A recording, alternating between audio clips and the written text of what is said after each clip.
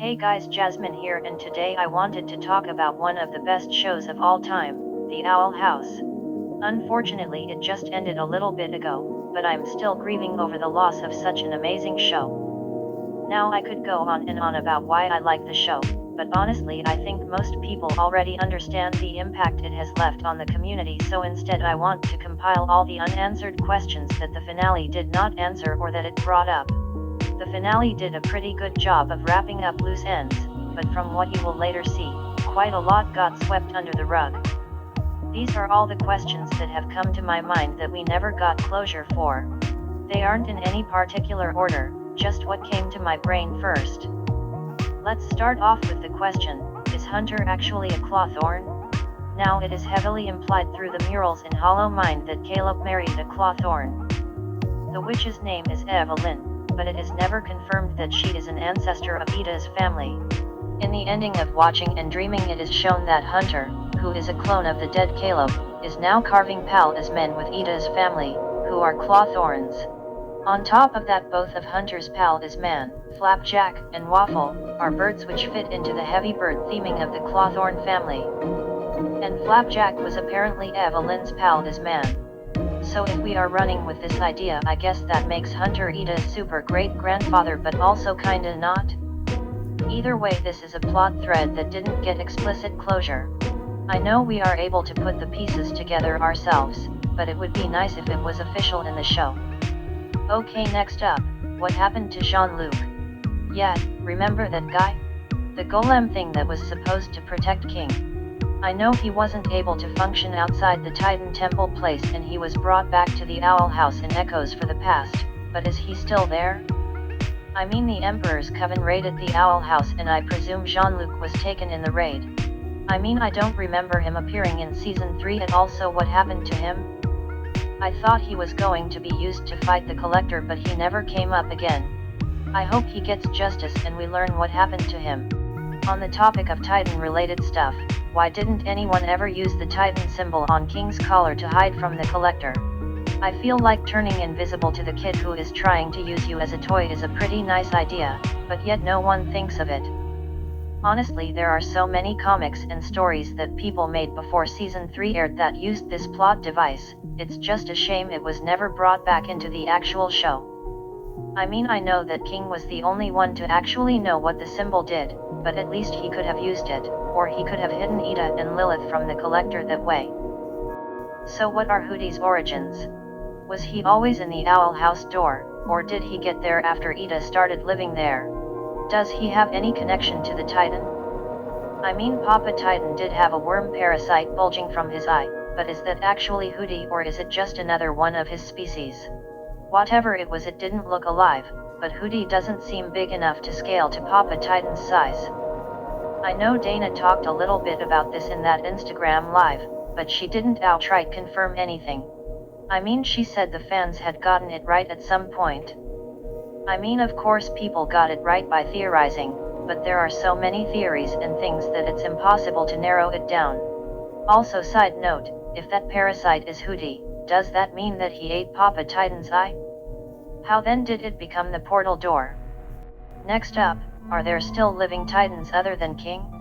I know that it sounded like the Archivists killed all the Titans, but I feel like it's possible that they just took them to space with them. After all, they are collectors that preserve life. I find it hard to believe they wouldn't find a way to collect them the way the Collector turned the Boiling Isle residents into toys. I feel like the Archivists would have some sort of zoo where they keep all the species they've encountered and put the Titans there. I would love to see this play out in a sequel or spin-off. So what exactly is the Owl Beast, and why did the Collector hunt it down, but yet not take it into their collection? Also, side note, is that the Collector we know, or is it an Archivist, because our Collector doesn't turn things to scrolls? Anyway, I feel like the Owl Beast is some sort of Titan-related creature. I mean, the island that the Titan trappers live on looks suspiciously like the Owl Beast. And is the Owl Beast really an owl, because Lilith is now the Raven Beast? So something that has bothered me is how on earth did Philip obtain 3 glyphs when the Titan was shown to be actively hiding them from him? Is the Titan just really bad at his job, or is Philip really smart and got around the odds? I mean, how did he figure out what they were? What happened to the Coven heads' pal as men? Did they have any? If so, were they eaten by Belaus, and why then did Lilith's not meet the same fate? I mean, Rain hid theirs in their instrument, which is really clever, but Lilith was allowed to use her staff freely without the fear that her pal as men would be consumed by Belaus. How old is King? And how long did he stay in that egg? I mean, it must have been long enough that his father's remains were able to decompose and spring the magic that witches came from, but how long is that? This isn't really an important question like the others, and it doesn't need to be really answered, but I'm just curious. Now, a question that I think really does matter is, how is the Titan's heart still beating when he was dead for presumably thousands of years, if not more, before Belaus would have found the heart? I mean, last time I checked, when you die you die, your heart doesn't continue beating for centuries. Like, I know Papa Titan wasn't completely dead because he was stuck in the in-between realm, but that shouldn't mean that his heart doesn't decompose like the rest of him. And on that note, where did Belaus find that thing? Like, I assumed that thing was buried deep within the Isles. Man, Belaus must have had a lot of determination in order to excavate the area to place his castle. I know we are all thinking this: how did Odalia avoid becoming a puppet? I mean, I think most people assume she was able to sweet talk her way out of it, but I don't think that makes any sense. It just seems out of character for the collector to stop what he's doing and listen to what she has to say. That leads me into my next question. What happened to Odalia after the events of the series? I believe Dana confirmed she and Alador got divorced, but does that mean the Blight siblings never get to see her again? Does the Boiling Isles have custody loss?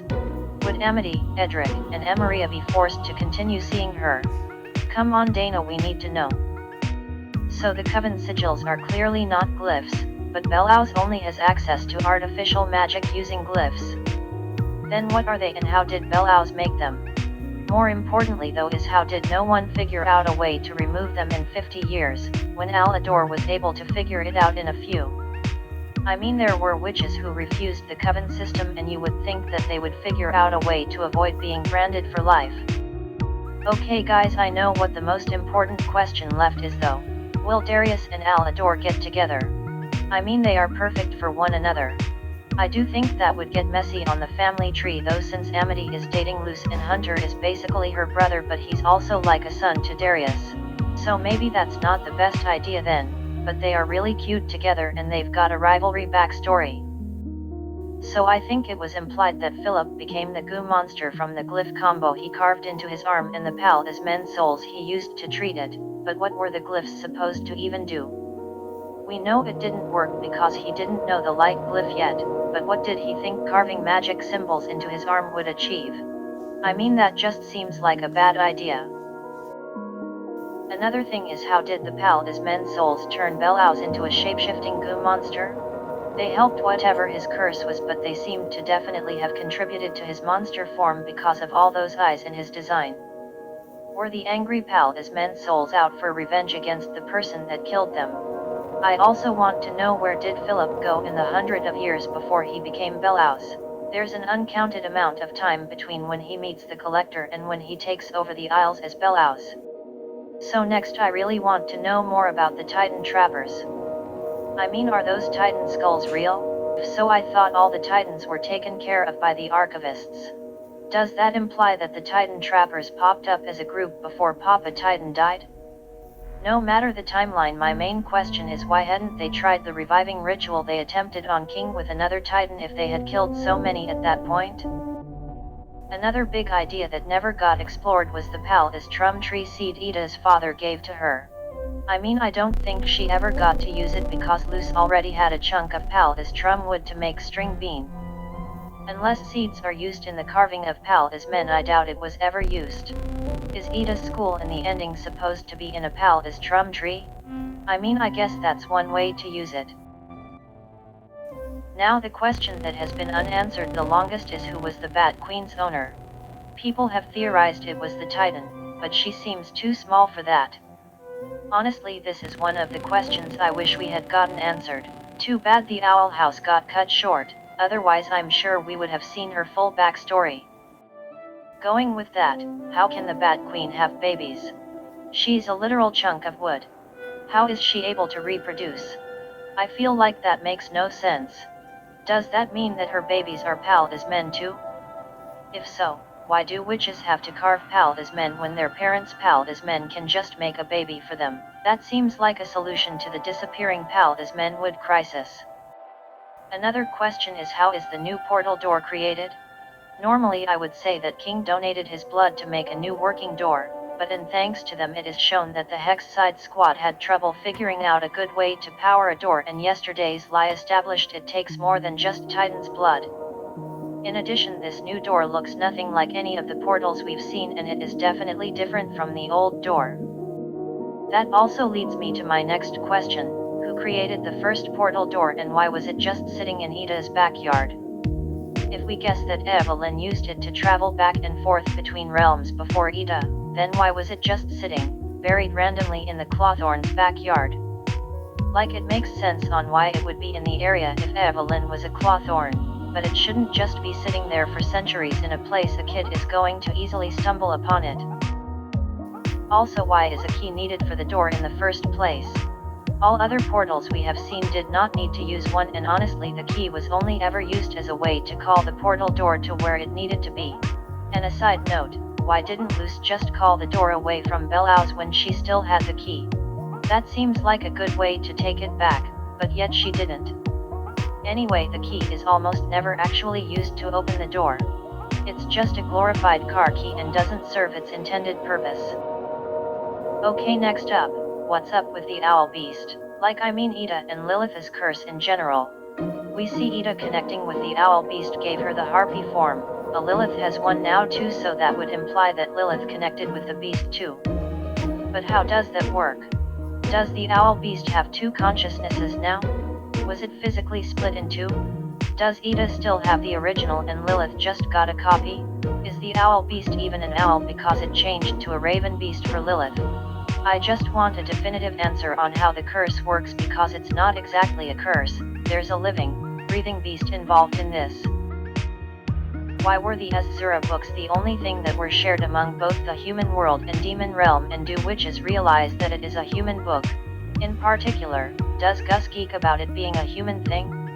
The Azura books appealed to humans because they are fantastical, but in the Boiling Isles where that type of stuff is normal, why are the books just as popular there? Would the inhabitants of the Boiling Isles count the series as realistic fiction to them? And who is the author, and do they know that their books are in both dimensions?